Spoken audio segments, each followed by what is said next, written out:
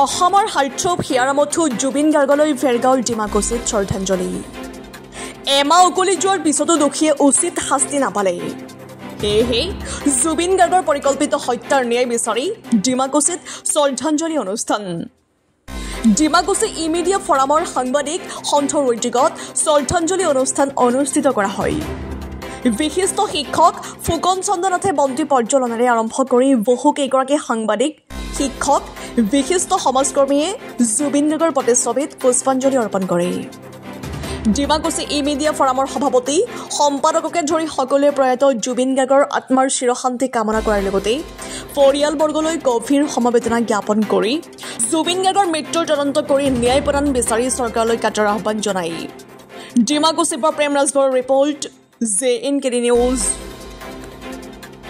আমাৰ অতি দুখৰ দিন। আজি আমাৰ ডিমাকুছি ই মিডিয়া ফৰামৰ উদ্যোগত শ্ৰদ্ধাৰ জুবিন গাৰ্গৰ যি স্মৃতিচাৰণ শ্ৰদ্ধাঞ্জলি অনুষ্ঠান ইয়াত অনুষ্ঠিত কৰিছে। সন্মানীয় আমাৰ ই মিডিয়া ফৰামৰ সভাপতি সম্পাদকক আদি কৰি ডিমাকুছিত থকা এই ই মিডিয়াৰ অন্তৰ্গত সকলো সাংবাদিক বন্ধুসকললৈ মোৰ ফালৰ পৰা মই প্ৰথমতে অভিনন্দন জনাইছোঁ। কাৰণ আজি আমাৰ অসমৰ জাতীয় সত্তা হওক, আমাৰ গণশিল্পী, আমাৰ বিশ্ববৰেণ্য শিল্পী, আমাৰ মহান যি জাতি নায়ক হিচাপে আমি পৰিগণিত কৰিবৰ কাৰণে আমি ভাবিছোঁ বা জানো, সেয়া হ'ল জুবিন গাৰ্গ। জুবিন গাৰ্গৰ আজি আমাৰ এমাহ হ'ল।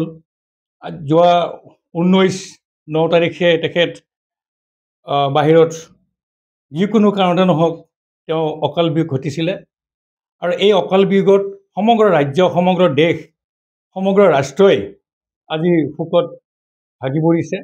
তাৰ লগতে অসমবাসী অতি দুখিত যে আজিলৈকে আমাৰ শ্ৰদ্ধাৰ জুবিন গাৰ্গৰ মৃত্যুৰ যি ৰহস্য উদ্ঘাটন কৰিবৰ কাৰণে পৰা নাই। আৰু যি দোষী, এই দোষীসকলকো সম্পূৰ্ণভাৱে চিনাক্তকৰণ কৰি উচিত শাস্তি প্ৰদান কৰিবৰ কাৰণে সক্ষম হোৱা নাই।